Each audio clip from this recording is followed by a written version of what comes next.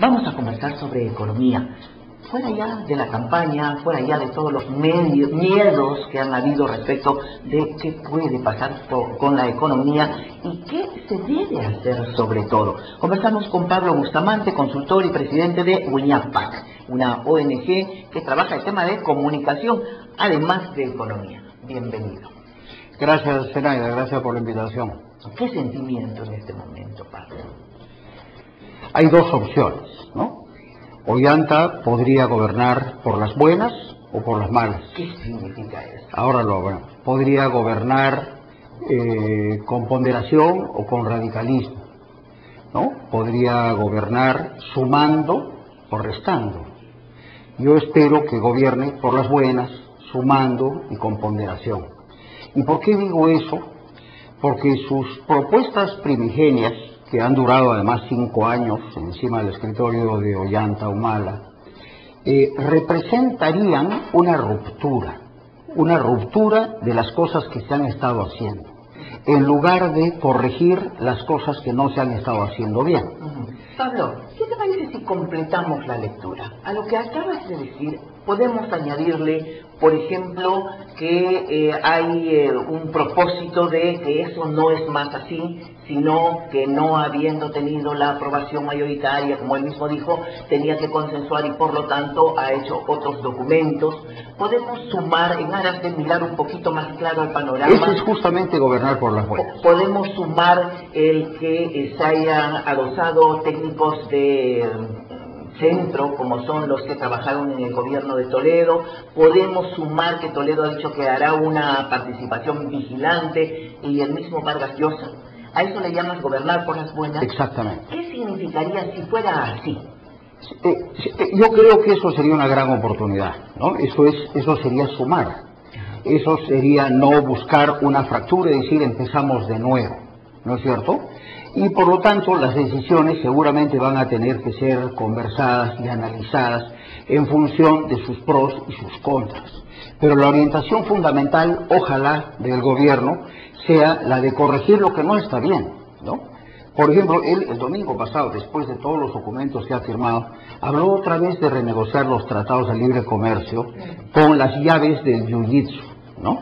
Entonces, plantear una renegociación de la reforma más importante de la historia económica del Perú puede ser peligrosísimo y puede interrumpir la inversión y el crecimiento. ¿Cuáles son esas llaves del jiu-jitsu? No sé, él dice que tiene las llaves del jiu-jitsu. El jiu-jitsu en verdad es una técnica en que tú usas la fuerza del contrario. Un derivado del judo, ¿no? Sí, para derribarlo y finalmente estrangularlo. Ese es el jiu-jitsu según Wikipedia y según las enciclopedias. Entonces, yo no creo que él se haya referido a que quiere estrangular a nadie, ¿no es cierto? Es una figura. Alguien en una entrevista para Caretas me dijo que se refería a eso exactamente, pero para fortalecernos nosotros, ya que tenemos el tema del TLC. Claro, pero mira, nosotros somos una nación pequeñita, que hemos logrado con mucha habilidad, aprovechando una determinada circunstancia que había en el mundo que hoy día ya no hay, para lograr estos acuerdos que consolidan nuestra relación con el mundo. Entonces, si nosotros queremos ponernos de niños malos, nos cortan y se acabó la vaina, ¿no? Y mira, el ejemplo perfecto del beneficio potencial para el Perú, para los pobres de esto, está en agricultura justamente, donde nos hemos conectado con agricultura de la costa, muy poco todavía con agricultura de la sierra y la selva, pero ya empezó. Mira, nuestros campesinos son más o menos 3 millones de campesinos y nosotros vivimos en el Perú 27 millones de personas. Cada campesino entonces produce, ¿no?, alimentos para 9 estómagos. Pero si nosotros nos conectamos a los mercados del mundo, 2.700 millones de personas, cada campesino peruano puede terminar produciendo para 100 veces más estómagos. Entonces, el campesino pobre hoy día, que con 9 estómagos no puede vivir bien, con 900 estómagos sí puede vivir bien. Entonces, al Perú, que es pequeño y que tiene maravillas, ¿no?, de recursos, y la capacidad de nuestra gente, nos conviene generar riqueza conectándonos al mundo. Entonces, ojalá ese tema se trate con mucho cuidado. ¿Y ese sigue siendo el tema del TLC? Sí, claro. Bueno, entonces, para alguien que, como tú, ha pensado que entre las dos candidaturas, la de Keiko Fujimori era la viable y la de Ollanta Humala la que podría significar una ruptura, ¿cuáles son los puntos vitales que tendría que, pues, o continuar o impulsar Ollanta Humala para que no hubiera esa ruptura, además del TLC? Fundamental, el más importante, honestamente, creo yo, es mantener la apertura económica y comercial y la conexión del Perú con el resto del mundo, ¿no? Eso de hablar, eso es más que TLC. Eso de privilegiar la relación con nuestros vecinos de América del Sur, o con el Pacto Andino, o con Mercosur, o con UNASUR, o con quien se quiera, no es un reemplazo del otro, sería un retroceso. Y eso de fortalecer mercados internos, que ese es el otro punto que iba a comentar, ¿no? La mejor manera de fortalecer los mercados internos es creando capacidades para ser competitivos globalmente, ¿no? Y es lo que no, pues, porque eso se prestaría para que aparezcan otra vez empresarios mercantilistas, a los que los protejan. Acaba de salir una ley hace pocos días, con este gobierno aprista, que exoneran del IGB a los productores de computadoras en el Perú, a los ensambladores de computadoras. Eso es una barbaridad, eso es mercantilismo puro. Eso sería un error fatal, ¿no? Entonces, pero ya ves tú que en este gobierno se está haciendo este tipo de leyes. Claro, efectivamente. No, eso ya está humana todavía. No, con el apoyo de sus congresistas, ¿no? Bueno. Se está haciendo, siempre se hace pues un congreso que se despide y está haciendo populismo y de mala leche. ¿Por qué es tan malo proteger? Porque es una protección a los quienes van a desarrollar informática, que podría ser en un primer paso para ponerlos en buen pie, etcétera, etcétera, o de ninguna manera se los pone en buen pie. Para empezar, ya se han desarrollado sin eso y muy bien. En el Perú hay una industria de servicios informáticos, de construcción de computadoras, de software, espectacular, que ha nacido de las capacidades de los peruanos. No necesitan, ¿no? Esa protección. Esa protección al final los va a hacer más débiles, ¿no? Así es, dependiendo de la protección, ¿no? Ese es un error, ¿no? Porque después se habla, por ejemplo, de proteger en el tema agrícola, ¿no? Pero en el tema agrícola, los productos, por ejemplo, el producto sensible, el maíz amarillo duro lo importamos de Argentina, no tiene nada que ver con el TLC con Estados Unidos. Pero ¿y por qué no mejoramos en la producción de maíz amarillo duro? Bueno, claro que hay que hacerlo, pero no cerrando la importación o gravando la importación o afectando un tratado de comercio, que además no tiene nada que ver porque lo importamos de Argentina, que no tenemos un tratado de libre comercio, sino otro tipo de integración. Entonces, yo creo que el tema electoral, el tema de la búsqueda de votos, lo que se podría llamar el lenguaje social y el lenguaje político peruano, que sigue siendo el lenguaje tradicional de la política peruana, 70s, 80s, 90s y estos años, es el que lleva a los candidatos a siempre caer en ese mismo tipo de planteamientos. Pero hay que darse cuenta que en las mentes de nuestros jóvenes, esos que se han estado pensando en irse del Perú, ese 87% jóvenes, ellos no quieren eso, ellos quieren modernidad, ellos quieren ser ciudadanos globales.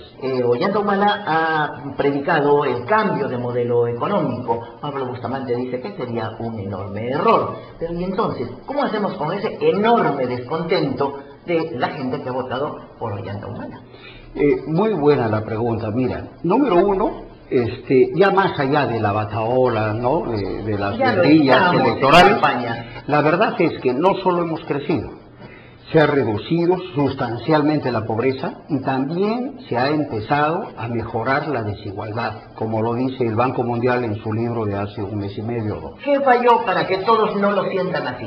¿Qué ha fallado? Cuando se le pregunta a la población, ¿no es cierto?, dice, ¿qué es lo que usted quiere? Yo quiero un cambio radical. ¿Y qué cosa quiere de cambio radical? Bueno, yo quiero mejor educación, quiero mejor salud, quiero que llegue una carretera a mi pueblo. Esos no son cambios radicales, ¿no es cierto? No son cambios de modelo. Hay un 5.3% de la gente que dice, yo quiero que estaticen las empresas grandes. Ya, pero ese es el pequeño porcentaje. El resto no es cambio radical, es una crítica al Estado. El Estado peruano se ha quedado en los 80s. Los pobladores, los ciudadanos, las empresas, ya estamos en el siglo XXI. Estamos compitiendo, ingeniándonos. El Estado sigue en los 80. La ineficacia del Estado es terrible.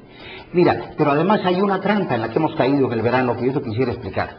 La sensación de bienestar, aparte de los indicadores macroeconómicos o macro, la sensación de bienestar de los peruanos hasta diciembre del año pasado era espectacular. Si se comparaba, por ejemplo, diciembre de 2010 con diciembre de 2009, sensación de bienestar de la familia, sensación de bienestar del país, los peruanos habían mejorado en su opinión sustancialmente. Hacia marzo, rural. Sí, claro. Hay encuestas nacionales de apoyo, por ejemplo. Hacia marzo, esa sensación había cambiado y se había vuelto una sensación negativa. ¿Qué significa? ¿Que ya les dijo que estábamos no, no es culpa de Ollanta. ¿Sí, no? No. En 3 meses cambió la percepción. ¿Por qué? ¿Ya? Porque todos los candidatos se dedicaron a guerrear unos contra otros y a criticar todo y a decir que todo estaba mal. Si los 11 líderes más importantes que habían en el Perú se pasaron 3 meses diciendo que todo estaba mal, ¿qué puede hacer un ciudadano si no llegar a la conclusión todo está mal? Pablo, los ciudadanos son tan tontos que se creen lo que dicen los candidatos y no creen lo que ven. Mira, ven que se ha producido un divorcio entre la realidad y la imagen. Pero nosotros, todos los seres humanos, vamos por imágenes. Lo que cuenta son las imágenes. Pero tú mismo has aceptado que el Estado está en los años 70, que no ha hecho su trabajo de distribución, por ejemplo, de carreteras a la velocidad ejemplo, necesaria, de hospitales, de colegios. Es decir, que la gente que está fuera de Lima sienta pues que también participa de este crecimiento. Por supuesto. Por ejemplo, este gobierno se opuso a apoyar Sierra Productiva.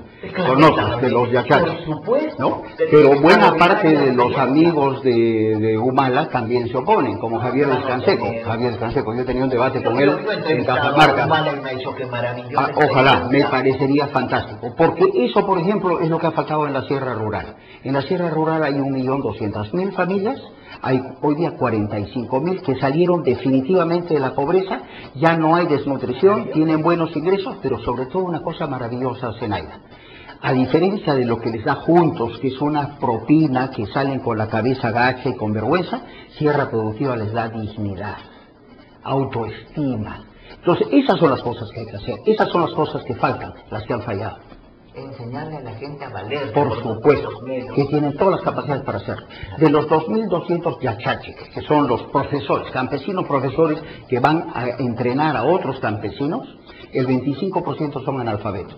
No solo han podido aprender 18 técnicas, sino que son capaces de enseñarles a otros, siendo analfabetos. ¿Estás muy desalentado con el triunfo de Ollanta Humala? ¿O mira, yo soy una vayan persona bien? muy positiva. La vida me ha dado golpes y gracias a Dios hasta ahora siempre me he levantado. Yo creo que ¿Este es un golpe? No. Pero estoy acostumbrado a ver el vaso lleno y no el vaso vacío. Yo creo que es lo que hay que hacer. Y esperemos que lo que pase en el país sea bueno y sea bueno para todos. Y hay que colaborar para que sea bueno, porque ahora este sería el gobierno de todos nosotros. Muchísimas gracias. Gracias a ti, Zenaida. Gracias.